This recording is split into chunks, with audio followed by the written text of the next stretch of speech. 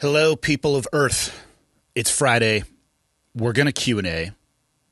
We're going to discuss a recent podcast appearance that I had on somebody else's show. And actually in the reversed order. We'll do the podcast first and then the Q&A. So largely normally scheduled programming. Shall we get into it? Let's get into it. Okay, got the red smoke.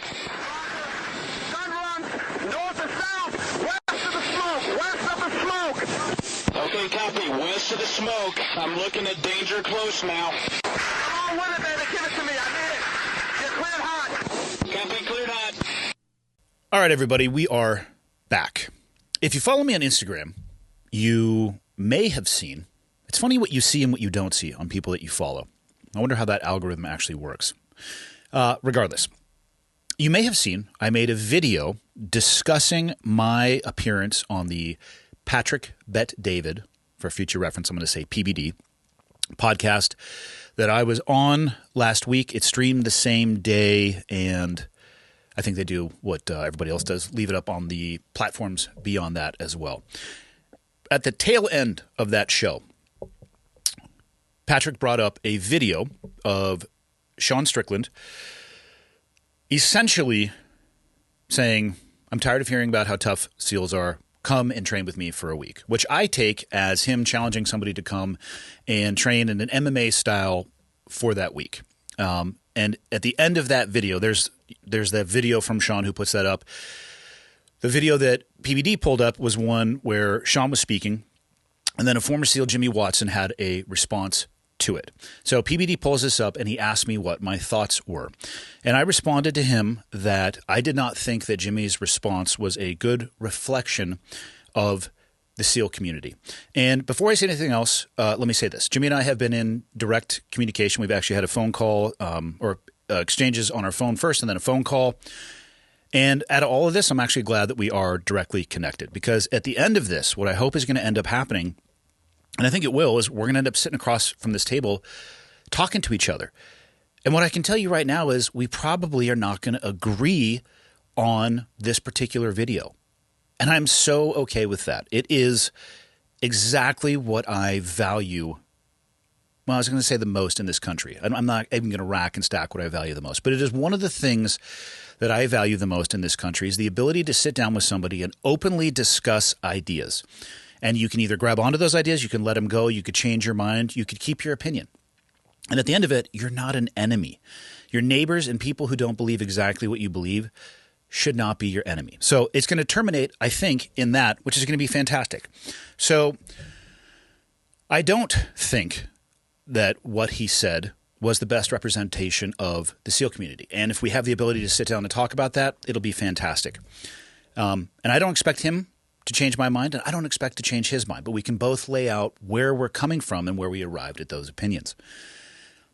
Towards the tail end of that, I absolutely made a mistake. What I should have said is this. What I should have said is I don't agree with his answer and how it represented the SEAL community, in my opinion, and make sure everybody checks their sources of information. Boom, lock, stock, smoking barrel. I should have left it at that, but I didn't, because sometimes I'm an idiot. And the phrase that most accurately described what happened is my mouth got ahead of my brain, which happens to us all from time to time. So instead of saying clearly and concisely and shortly what I had previously just said, what I said I should have said, I said I was under the impression that Jimmy had gone to prison. I don't know if I used the term jail or prison, regardless. He had gone to prison for fraud. And he didn't, and he hadn't. And I shouldn't have said that. I got that information based off an article I had seen previously, and by seen, that is the most apt description. I saw it. I briefly looked at it. Did I read into it as deeply as I should have? No, of course I didn't. Otherwise, I would have said something differently. But my mouth got out in front of my head, and if you've ever watched this show or listened to it, I've hosted a lot of people who are having their first time sitting down for an interview. For a podcast, or there's a potentially contentious topic and they're worried about saying something that might come back to bite them in the ass. And I always say the same thing. What the guest says is their responsibility. Anything that comes out of my mouth is my responsibility. And that doesn't change if you go on to somebody else's show. The host can say what they want to say. Anything that comes out of my mouth is my responsibility. So the things that I said, I am responsible for, and I'm also responsible for correcting that. And the video I put up on Instagram, and I did that earlier than the Friday episode because dealing with or putting that information out in real time or as close to real time as I could is important. It was a mistake. Mistakes don't get better if you give them more time, right? It's not like this fruit you put on a tree, and the longer that it sits on the tree, the more ripe it becomes. It actually gets more and more rotten. So that was kind of an attempt at least a real-time, I don't even want to say explanation, apology. That's the only word for it. A real-time apology and clarification of what I should have said and what I shouldn't have said. And then today I can actually dissect that a little bit further. If you go on somebody else's show, the rules never change. I'm responsible for what I say. So just as I had said on the Instagram video, Jimmy is 100% due an apology from me. And Mr. Watson, you absolutely have it. I am sorry for taking it to that level. I shouldn't have. It's completely on me. I'm not going to try to justify it in any way because that would just be an excuse on my part. And that's it. I'm going to try to learn from that lesson. And I know what I was going to say before. It shocks me. I put that video up. The response of people, this is good on you for doing this, and this is such a lost thing in our society. And that blows my mind. Making mistakes is really easy to do. I don't think I have a day in my life where I haven't made a mistake in some way, shape, or form. And I've certainly fallen short of the individual that I want to be at many times in my life. So it's easy to make mistakes. It shouldn't be hard or much harder to own those mistakes. Making that video and saying what I did was not difficult for me. I don't think other people can be perfect, so I try not to view myself through a lens of perfection. And what I expect of other people is that if they make a mistake, just acknowledge it. And what I would hope, I can't do anything for anybody else, but what I would hope is if you recognize a mistake and you take the time to acknowledge it, you can learn from it and it can improve or change your behavior going forward. And that's kind of how you evolve as a person, at least in my opinion. And that's the exact same thing that I'm looking at when it comes to this. Providing an apology to Jimmy, not hard. It's 100% the right thing to do. It's not difficult to make that video. And I'm also not against or afraid or worried about what people may or how people may view me by admitting to making an error. I actually think our society, culture, world would be a lot better if people got comfortable doing that. It's not that hard to correct a mistake that you have made, especially if you do it early and often. If I had waited a year or a month or whatever, some arbitrary period of time in the future, like I said, the fruit on that tree is not getting any riper. It's just getting more rotten. So there's a couple other things beyond the apology that I want to focus on because I bet you most people are defined by their similarities, not their differences. I bet you that almost everybody out there who's going to listen to this has made a mistake in their life. And I also bet that there are people out there, to include myself, that when they make a mistake, they go down the wrong path. They double down.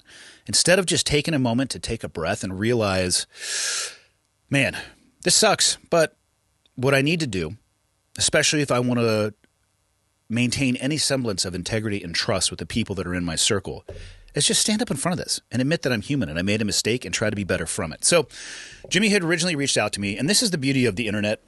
We still had never had a face-to-face interaction, but we had an electronic interaction. He reached out to me, and I don't want to go back into the message just because it would take me a while to find it, but essentially it was like, hey man, this is Jimmy Watson, and what you said was fucked up. And I'm paraphrasing, not reading exactly what he said, so this is just broad strokes, painting with a broom here.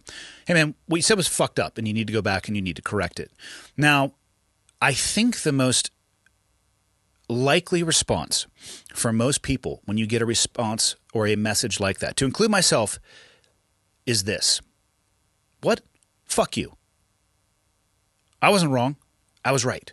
You get to this place where you feel challenged, maybe pushed into a corner or confronted with something that you maybe already knew, that you didn't say or do something that was exactly correct. And my advice to you, anybody out there, and the advice that I also followed is, if you get yourself into that position where you're feeling like that, sit with that feeling as opposed to doing something with it. I was thinking this morning, I'm trying to think of how many things in life are truly an emergency that require reaction right now. Like if I don't do something, the world is going to fall apart, or my world is going to fall apart. Very few things. If you're getting shot at, you might want to deal with that. If you wake up in the middle of the night and your house is on fire, you should probably take action. Come across a scene where somebody needs medical help and you're qualified to do so, probably want to provide that in a manner that is expedient. Business decisions, though, there are some that are time sensitive, but are they ever an emergency? A lot of interpersonal conflict, say with the conversation with your significant other. How many of them are truly time-sensitive, critical emergencies where if you don't have a response right, boom, now, things are going to fall apart? Almost none, if not none. Point being is this.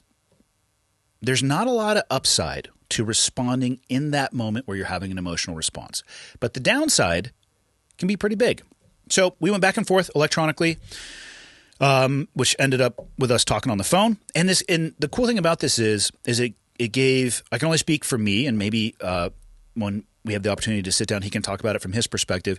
It gave me more time to think. And the more that I thought, the more I realized he was right. And that's the value of not taking action in that moment where you feel like you need to jump right back at somebody because for whatever reason, they put you into a place where I feel like I have to defend myself and just blah, and you want to just take that feeling and launch. Don't do it. Sit with it. Don't do anything with it. At least, let's say it happens on your phone. Do this. Recognize it's happening. Put your phone down. Push it away. And give it like a minute. Right? I'm not saying you have to address this a month from now. Go for a walk. It'd be a short walk, I guess, if you only went for a minute. That'd be a walk around your house. Go for a walk around the block. Whatever it is, and come back to that. Pick up your phone again, and then put it back down. And go for another walk. Give it time. The time that I had to think more about it was beneficial to me. And what we ended up doing was having a very cordial conversation over the phone. I explained to him what I wanted to do or what I thought would be or what I could do, actually, because I have social media, I have the podcast, what I could do to correct my mistake. And we ended it, again, cordial conversation from beginning to end. Contentious topic, potentially for sure, but we didn't discuss it in a potential manner. It was a very straightforward conversation. So, and I basically said, hey, let's get through this Friday episode. I can dig a little bit deeper into what happened and the lessons that I learned from it. And then we'll try to find a podcast date going forward in the future. And that's, I think, the value of a situation like this. A lot of people view success. They look at people and they say, okay, that guy has been successful. He has success. I want to mirror and match those things. And I want to talk to him about his successes or how did he do this or how did he get to that level. There's huge value in being around those people and having people who are mentors who are wildly successful. Don't discount the information and value and evolution that you can find by spending time in the trenches. Peaks are what we see a lot of the time on social media. The valleys in between those peaks, they're not highlighted that much. And in the grand scheme of my life, I'm not saying this is a huge valley. This is just a really good opportunity for me to reflect on myself, which is not always the easiest thing to do. And what I will say for people is this. If you have an issue or a personality trait that you have a hard time reflecting on, maybe it makes you a little bit uncomfortable, I would say double or triple your time in that area. Reflecting on the things that you think that you're good at, I'm not saying you shouldn't do that, but spend less time on those than you can or would on the areas where you think you have growth and improvement. And we all do, to include myself. So let's see. I talked about the not doing something in that moment, talked about the value of time, waiting and not making emotional decisions. Again, a lot of lessons. And at the end of the day, again, I really look forward to actually sitting down. I'll save the other portion of the conversation that I think that we'll have because I want him to be able to tell that story in his life and the impact that it had when we sit down face to face. But at the end of the day, and maybe this is the message I'll leave people with, we all fuck up. Don't fuck up more by not acknowledging it. And this is actually what I would challenge everybody listening to this podcast to do. I guarantee you that if you think back on the totality of your interactions and experiences in life with other people that you can think of one where you fell short of the person that you wanted to be. My advice to you would be this: as small or trite or as minuscule as you may think this is, take 5 minutes out of your day to think about one of those interactions. Reach out to that person and just say you're sorry. Don't load up a bunch of excuses as to the why. Just say, hey, you know what? So-and-so, this is fill in the blank. That's where you'd put your name. You know what? I was thinking back about an interaction or a conversation that we had, and, I actually acted like an asshole, or I wish I wouldn't have acted the way that I did, or I wish I wouldn't have said the thing that I said, and I'm sorry. And I hope that we can learn from this and actually grow closer together. Now, obviously, change the vernacular to whatever you would want to be, but that's a pretty good template. Every single person has somebody in their life that they could do that to, or for, I guess it would be, not two, but for. Imagine how much better your life would be if you were able to close the loop on those things. And hopefully these things haven't happened a long time ago because, like I said, the fruit spoils, it doesn't get riper. But just think about that. And it's not hard to do. The number of people who reached out in the messages saying, I can't, good on you for doing that, and, takes a bravery, and it doesn't take any bravery at all. You just sit there and you realize you made a mistake and you own your shit. It's not that hard unless you make it hard. So don't make it hard. And on that note, Q&A, anyone? Oh, here we go. All right, so I have 3 for today. Did my best to grab some different topics, but let's get into the first one. Love the podcast. There is a lot of talk about the negative effects of social media and tech on our youth. No one is talking about how parenting has been affected by it as well. I would agree with you on that. A lot of the time, social media, the conversations around the addictive nature of social media is focused on the younger generations because they are growing up with it in their hand. A lot of parents now are the first generation introduced to the iPhone, social media, and tech the way we have it today. I fall into that category. Is a part of the social or societal problems we face now with our youth, partly because parents are also consumed by the same platforms and technology. I would love to hear an episode discussing how it's not just kids being affected by these things, but how exposure to parents contributes to it as well. Is it a part of the societal problem we face now that our youth because of the parents and their behavior? Yes, of course it is. Where do children look to for their example? Who do they more often than not model with their speech, behavior, activities, anything from that role model perspective? They are a sponge. And anybody who has kids can tell you this. They hear more than you would ever want them to hear. They see more than you would ever want them to see. And those little bastards will repeat behavior that you would not want to have repeated. I swear to God, my kids can grab onto my poor behavior and model that. I'm like, did you not pay attention to the times when I did it slightly right? Can we please have an example of that? But I guess maybe that's the way of parenting.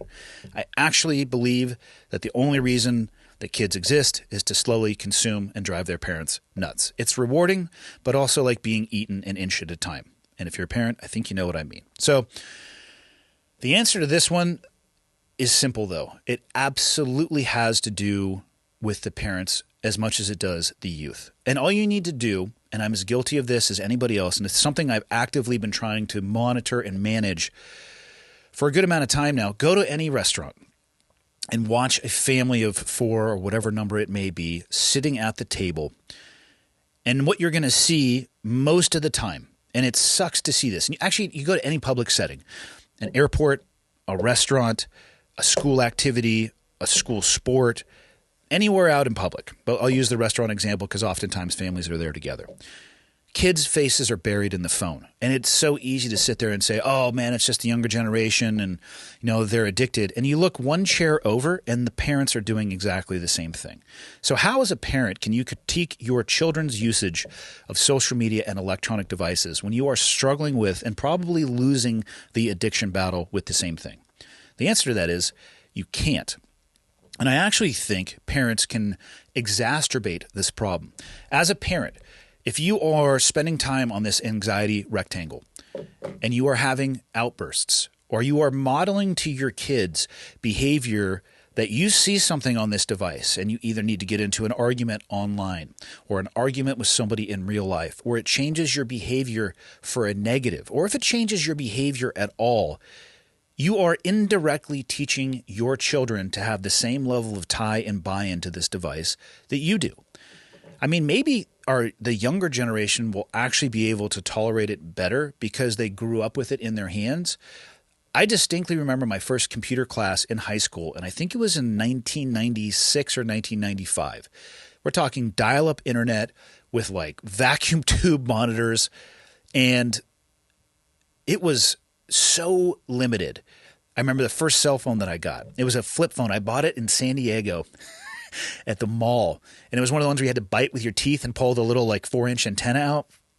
And the first month I didn't make any phone calls because I think my plan was 60 minutes and you could roll the minutes over. And I swear, I don't even remember that. I don't even think they had texting on it, but I didn't make any calls because I needed more time. I wanted to have more time on my cell phone plan. And I remember getting my first iPhone and this smartphone and then this bolus of potential information at you. Maybe an argument can be made that our children, because they are evolving with it, can adapt to it better than we can. But it is very true that adults are as stuck to these devices as children. You know, one of the things, and I just talked about this on the episode with Bert, where post-surgery in December, really trying to look at and dial in health and wellness and longevity for the rest of the time that I have left on Earth. Nobody knows how much time or sand is in the top of the hourglass, so I just want to optimize what I have. One of the things I am doing is managing my time on my phone, especially at night. I have read some research, it's just screen time, and Huberman is such an asshole. He tells me not to do everything that I want to do, and it drives me nuts because I know he's right, but I just like to do the things that I like to do. One of the easy ones, though, is turn your phone off, or not off, but I put it away from me before I go to bed. I silence all of my alerts on my phone, and I tightly manage how much time I am spending on it during the day. But I've switched my evening time activity to reading versus reading on my phone. And it's made a difference in my sleep, and that's actually why I'm wearing this watch. Oh, and a bunch of people have asked me about this watch. This is a Garmin Epic with an X, I think, at the end, Epic 2. And I got it just for the biometric measuring ability. I've tried Apple Watches, and you know what? And I know you can turn off notifications on Apple Watches, but this is not hooked to my phone in any way. I get no notifications. I've been tracking my sleep. I've been wearing a chest strap monitor when I do jiu-jitsu to manage, or not manage, but monitor my daily activity throughout the day so that I can manage my, perceived caloric intake, output, and rest and recovery. And it's been interesting and beneficial for me up to this point. I won't wear it forever, just because I just can't seem to tolerate wearing watches forever over long periods of time. But that's why I'm wearing it. But I have to manage this device. And if you can't manage the device as a parent, it's just like anything else. If you can't manage your usage of alcohol in front of your kids and your behavior that you model is being shit-faced all the time, or you have a gambling issue, or you refuse to have a conversation with a significant other that doesn't become emotional and end up in yelling and screaming, and you're modeling a poor relationship environment or parenting environment, all of those things have an impact. These devices are exactly the same. So I think that the responsibility lies on both. And I do think that the kids might be better suited for it, but it's not something that should be left out of the conversation. And I think people should view these devices and their usage of them just like any other behavior. What do you want to see modeled, or what do you want to see? What model do you want to set? An example do you want to set for your kid? Because what behavior do you want to see modeled in them? And that's a tough one, because what does that do? It brings the accountability and responsibility back on you. And so you got to monitor and manage your own shit before you start talking about somebody else's. Not the easiest cookie to eat sometimes. All right, question 2. Here we go. Back into my wheelhouse, relationships. 29 years old and currently being divorced by my 25-year-old wife just over 1 year, with 4 years of dating and living together before that. I find myself lost and rudderless, like I imagine most folks are when they are blindsided by a divorce. I'm not innocent. We both had our successes and failures, but she initiated the separation and I did not see it coming. I am sober and leaning heavily on friends and family that have given me the go-ahead to lean on them as much as I need. I am also in therapy and was only suicidal the first night because I slept in our bed as if things were normal. Rookie move. I'm glad you're past that. My question has two parts. Part one, you often say it's not fair to discuss your divorce with your without your ex-wife present. That has been a big inspiration to me, and I'm trying to handle this in a way that I can look back on later with dignity and self-respect. How did you start to handle the divorce in this respectful and fair manner? It's commendable, and there are times I fall short into grief and self-loathing. Okay, let's be clear on this.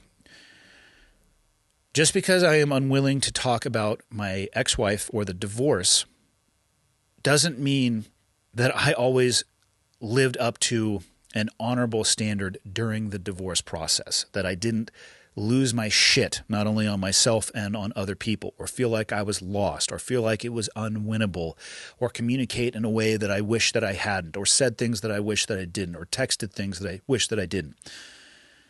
That is the difference between when I choose to hit record on the podcast or anything that I put up on social media and the reality of real life. I am glad that I don't have a microscope on me at all times every day throughout my life, especially during this process, because I am not a perfect person and I fell short of who I wanted to be, and I got consumed by emotions. Probably the primary emotion at times was anger. The beauty of that is, if there is, I don't know, that's a great sentence. There is no beauty in it. I guess the benefit, no, that's not the right word either. Fortunately, those were private conversations as opposed to anything public facing. I have a podcast, my ex-wife does not. I have a platform, my ex-wife does not. She doesn't have the ability to answer questions like this like I have the ability to. And it would not be fair for me to just sit here and blast and blast and blast and blast and promote my message and my narrative absent her having an equal voice. And that doesn't exist. So that is a hard line in the sand that I draw for a couple of reasons. The first one is, at some point, my kids will probably come back and listen to these episodes. And maybe it's after I'm long gone. But maybe they wanted to get a different understanding of who their father was. What I don't want this podcast to be is a written history of me being a piece of shit and dragging somebody else through the mud without them having the ability to defend themselves. I don't want it to be that in general, but that's one of the things that I think about when it comes to publicly talking about this. The second thing, and the one that has helped me, and you don't have this because of your situation, but this has helped me, is regardless of how I feel about my ex-wife, regardless of how I feel about the divorce that we went through, she will be the mother of our children for the remainder of her life, just like I will be the father to my children for the remainder of our life. It doesn't matter how we feel about each other. It matters how we care for our kids. And I would not describe our co-parenting as being effective, if I'm being totally honest, and that's due to very limited and strained communication, of which I'm going to put no fault anywhere. I'm just going to say that is what it is. But again, if this is a record of who I am as a person, and my kids will come back at some point in time and listen to these, do they need to hear me saying anything negative about their mom? No, they don't. And I do my best, even in personal interactions, to remember that. There is no benefit in me living my life in the rearview mirror. Everything that has happened post-divorce, that has all happened by looking out the windshield. And that's where I'm trying to focus my time. Second part of your question here. You seem to have an amazing relationship with an amazing woman. Not Glover, but the BJJ badass known as Leah. Did you have any fear or trepidation with marrying Leah after how your first marriage ended? Fortunately, I do not have this to consider. But the idea of remarrying scares the shit out of me, and I'm excited to be single for a number of years. I have not given up on love and hope to eventually love a woman again. Did I have any fear or trepidation? Yeah, a lot of it. And if I hadn't been able to get to know Leah and who she is as a person, and the podcast episode I did with her like scratches the surface on how amazing of a woman that she is. And I love the way that her brain works. And I love the care that she has for people. And I am just in awe of the effort that she will put into others to help them achieve the best version of themselves. There are so many things that I absolutely aspire to be able to mirror when it comes to being a human being in her. If chance had not allowed us to meet each other, I do not think I would have gotten remarried. Meeting her redefined for me what love is. Not that, and again, this is in no way, shape, or form an attempt to say anything negative about my ex-wife. The people in the equation were different, or at least one person in the equation was different. I was at a different time in my life, way younger, also known as the galactically stupid age of any time for an adult male. I'd say all the way up to 40 years old, and then even then, use with caution. Totally different situation. What I feel love is now, the love that I feel now, is a different language than what it was before. Had I not been able to find that, I would not have gotten remarried. My fear and trepidation in marrying Leah was very simple. I was worried that I was not a good enough person for her. And I still have those worries. She deserves the absolute best that a human being can give her. And I opened the podcast today with a mistake that I made recently. I'm not perfect. And again, I don't expect her to be perfect either. But she deserves the absolute best that I can be as a person. And my fear and trepidation was whether or not I would be able to do that based off of the failure of my previous 2-decade relationship. That is a pill that's about the size of a battleship to swallow when something like that falls apart, at least in my own experience. Then we talked about those things, and there's also marrying me means you're marrying into my family of having 3 kids as well. And Leah doesn't have any kids. And we've talked about it. And she doesn't have any desire to have kids. And if anybody does want to have kids, let me loan you mine for a weekend and you'll never have sex again because they'll grind you into dust. It's the best form of birth control you could ever have. Go borrow somebody else's kids for a weekend. So there's a lot. I was in a phase of my life after the divorce where, from a financial perspective, COVID had just hit. I had been doing a lot of public speaking. All of that, 3 years of public speaking fell off the charts in 72 hours. That was fun. Obviously, coming off a failed divorce, super low sense of who I was from a self-confidence perspective, from just a self-worth perspective. I didn't know if I could be the person that I know that she deserves. And that's where the fear and trepidation came from. So it absolutely existed, but it is because of her that I was even willing to consider that again. And I am so fucking thankful that I did, because from a love perspective and a feeling of having a partner, I have never been more fulfilled in my life. And I hope that everybody finds that at some point in time. You're younger, you're single, you're looking forward to being single. Go out and be single. Live whatever life you want to live. When you find the right person, you will know it. And I'm not talking about lust, right? We all can experience that. There's no need. It's actually an interesting tie-in. When I was talking about the situation with PBD and talking about rushing into things because you feel them emotionally, there's also no upside to rushing into a relationship. And what I mean by that is getting over the front of your skis and doing too much too soon. It's not an emergency. There's nothing to be lost by taking your time and getting to know somebody and developing that trust and how much just knowledge and integrity in the relationship and love and respect for who they are. That takes time. And I don't think you can short circuit that. So, enjoy your time being single, but at the same time, if you find somebody and they're the right person for you, my advice is don't be afraid to cannonball back into the pool. Actually, I take that back. Don't cannonball into the pool. Put a toe in and then slowly walk your way back in the pool. All right, last question. I have a question. I watch you and a lot of other veterans. I'm an Australian. Good day, mate. And my question is, why is no one saying that all of these immigrants coming across the border is a security issue and could lead to another 9/11? I understand the fentanyl issue is bad, but wouldn't the government be more worried about terrorism? I'm not saying that no one is saying what I am. It's just most of the things I've seen and heard on yours and a lot of other veteran podcasts is about fentanyl.